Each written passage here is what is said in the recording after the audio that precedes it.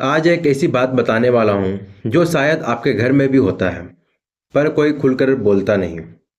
और सच बताऊँ, शायद ये सुन के थोड़ा गुस्सा भी आए आपको, थोड़ा हंसी भी आ सकता है और थोड़ा शौक भी लग सकता है। लेकिन वीडियो में एंड तक रहोगे तभी समझ पाओगे, क्योंकि आज मैं आपको एक ऐसा चीज़ बताने वाला हूँ जो आपने भी अपनी लाइफ में फेस जरूर किया होगा, और उसके बाद आप बोलेंगे हाँ यार, ये तो मेरे साथ भी हुआ है। कभी आपने नोटिस किया है कि जब लाइफ में कुछ बुरा होता है तो लोग तुरंत बोल देते हैं यह ग्रह दोष है, शनि बिगड़ गया, मंगल खफा हो गया, केतु पलट गया। और जब कुछ अच्छा हो जाए तो क्या बोलते हैं?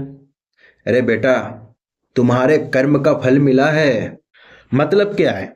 मतलब गलती अपनी हो तो दोष किसे देंगे? ग्रह को। पर जब सक्सेस मिलता है तो क्रेडिट किसको मिलेगा? हमको। ग्रेट लॉजिक है, वाह।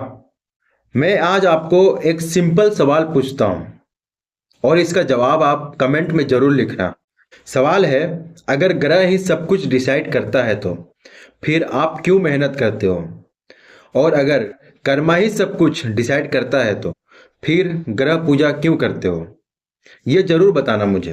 अरे भाई, फाइनल डिसीजन कौन लेता है? रिमोट कंट्रोल किसके हाथ में है? कर्मा या ग्रह के? ये समझो।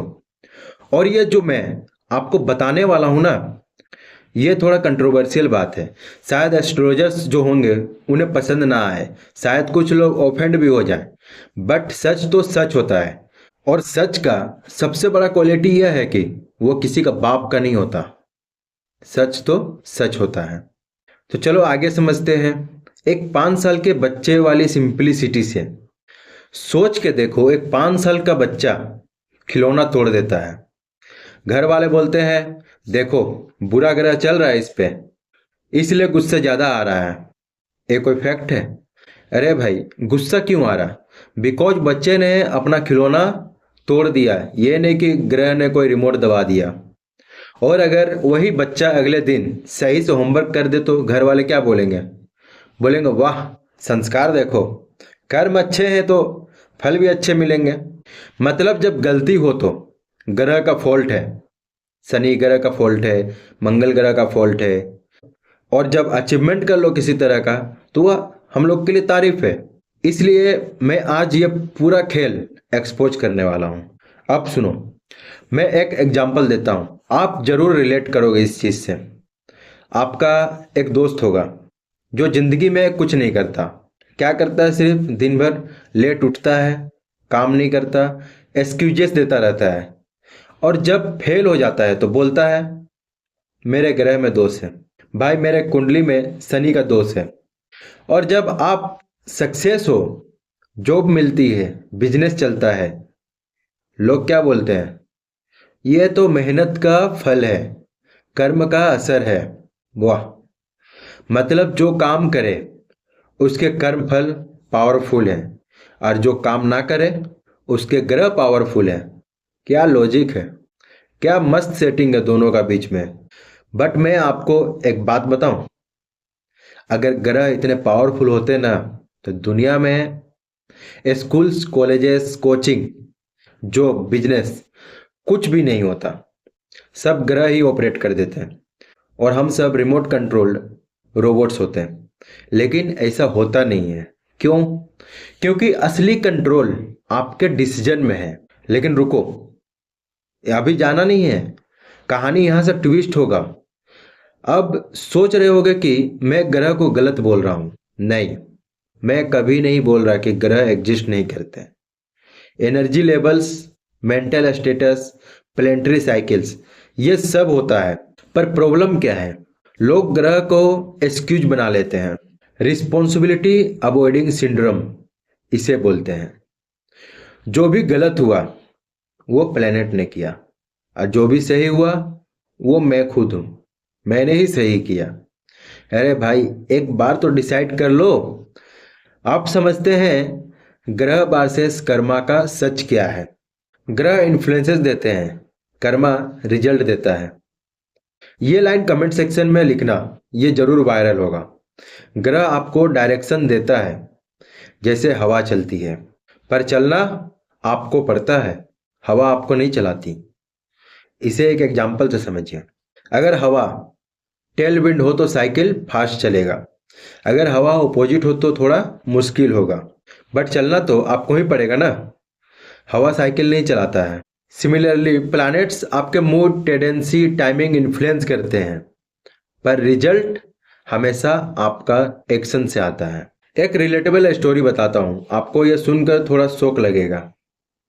एक लड़का था, लोग बोलते थे इसकी कुंडली में राजयोग है।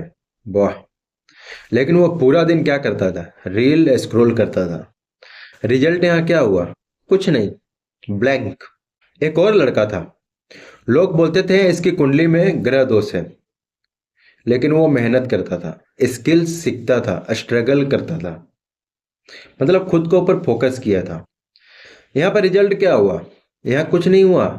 यहाँ हुआ वो सक्सेसफुल हो गया। अब बताओ, दोनों में कौन जीता? राजयोग वाला या मेहनत योग वाला? आप समझ गए। अब आते हैं कंट्रोवर्शियल बात, जो एस्ट्रोलॉजर्स नहीं चाहते कि आप उसे समझो। कुंडली में लिखा होता है संभावना, गारंटी नहीं। अगर ग्रह गारंटी देते तो बिलियनर के बच्चे कभी फेल नहीं होते, बट वो होते हैं। और गरीबों के बच्चे कभी सक्सेसफुल नहीं होते, पर यह भी होता है। ये क्या दिखाता है? प्लेनेट डायरेक्शन दे सकता है, एक्शन डेस्टिनेशन डिसाइड करता है।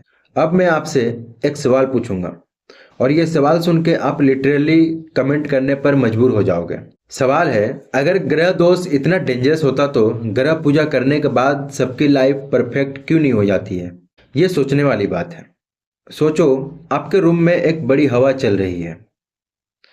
आपके पास दो ऑप्शन है, खिड़की बंद कर दो या हवा के हिसाब से एडजस्ट हो जाओ। ग्रह भी एक हवा है, कर्मा एक्शन है, बस इतना सिंपल मैथ है।